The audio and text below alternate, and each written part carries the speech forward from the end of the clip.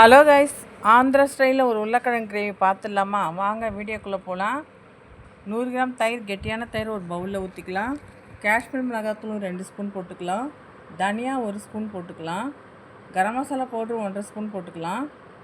ஜீரக powder 1 spoon போட்டுக்கலாம். மஞ்சப்பொடி 1 ஸ்பூன் போட்டுக்கலாம். தேவையானது கொஞ்சோண்டு சால்ட்டு போட்டுக்கலாம். இப்போ இதை நல்லா கலந்து எடுத்துக்கலாம். இப்போ இதை நல்லா கலந்துக்கலாம். எல்லாம் கரையிற மாதிரி கலந்துக்கலாம்.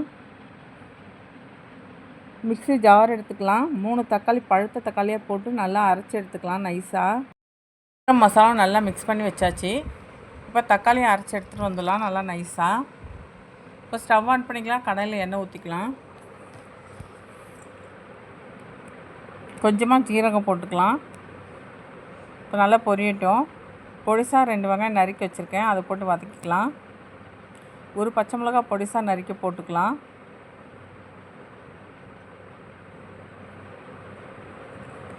பத்து பல் பூண்டு பொடிசாக நறுக்கிக்கலாம். ஒரு துண்டு இஞ்சி பொடிசாக நறுக்கிக்கலாம். அதையும் போட்டு நல்லா வதக்கிக்கலாம். பச்சை மிளகாய் உங்கள் விருப்பம்தான், வேணும்னா போட்டுக்கலாம், இல்லைன்னா விட்டுடலாம். உருளைக்கிழங்கு வேக வச்சு நல்லா கட் பண்ணி எடுத்து வச்சுருக்கேன், தோல் உரித்து. இப்போ நம்ம அரைச்ச மசாலா எடுத்து அதிலே ஊற்றி வதக்கிக்கலாம். இப்போ அரைச்ச தக்காளியும் ஊற்றிக்கலாம். 1 ஸ்பூன் இஞ்சி பூண்டு பேஸ்ட் கூட போட்டுக்கலாம்.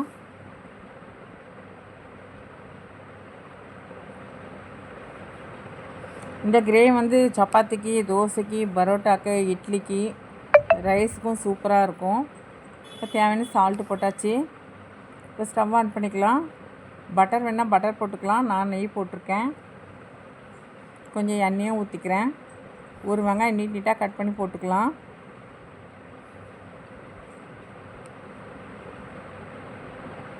இந்த பக்கம் கிரேவி நல்லா ரெடி ஆகிட்டுருக்கு. கொஞ்சமாக தண்ணி ஊற்றிக்கலாம். இப்போ வெங்காயம் செவந்துடுச்சு. குடமிளகா பாதி கட் பண்ணி போட்டுக்கலாம் பொடிசாக. இப்போ உருளைக்கிழங்கு எடுத்து அதில் போட்டு நல்லா செவுக்க வச்சுக்கலாம். கொஞ்சம் நேரம் லைட்டாக சால்ட்டு போட்டுக்கலாம். இப்போ இந்த பக்கம் மசாலா ரெடி ஆகிட்டுருக்கு.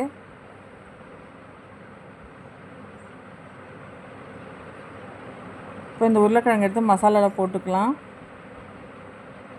நிறைய சால்ட்டு போடக்கூடாது, கிரேவிலையும் சால்ட்டு போட்டிருக்கோம், அதனால் உருளைக்கிழங்கு கொஞ்சமாக போட்டால் போதும். கொஞ்சம் கரம் மசாலா பவுடர் போட்டுக்கிறேன். இந்த உருளைக்கிழங்கு எடுத்து நம்ம கொட்டிக்கலாம் இப்போது கிரேவியில். இப்போ நல்லா மிக்ஸ் பண்ணி விட்டுக்கலாம். இந்த உருளைக்கிழங்கு கிரேவி சப்பாத்திக்கு, இட்லி, தோசைக்கு, ரைஸ்க்கு, தயிர் சாதத்துக்கு செம்ம டேஸ்ட்டாக இருந்ததுங்க. இந்த உருளைக்கிழங்கு கிரேவி ஆந்திரா ஸ்டைல் தாங்க, செம்ம டேஸ்ட்டாக இருந்தது. நீங்கள் ஒன்றா செஞ்சு சாப்பிட்டு பாருங்கள், எப்படி இருந்ததுன்னு கமெண்டில் சொல்லுங்கள். இப்போ நம்ம ஒரு பிளேட் போட்டு மூடி வச்சிடலாங்க. இப்போ நல்லா எண்ணெய் பிரிஞ்சு வந்துருச்சுன்னா கொத்தமல்லி லாஸ்ட்டில் தூவி எடுத்துக்கலாம். இப்போ உருளைக்கிழங்கு கிரேவி ரெடி ஆகிடுச்சுங்க. நீங்களே ட்ரை பண்ணி பாருங்கள். இந்த வீடியோ உங்களுக்கு பிடிச்சிருந்தா லைக் பண்ணுங்கள், சப்ஸ்கிரைப் பண்ணுங்கள், கமெண்ட் பண்ணுங்கள், ஷேர் பண்ணுங்கள். Thank you friends. Bye.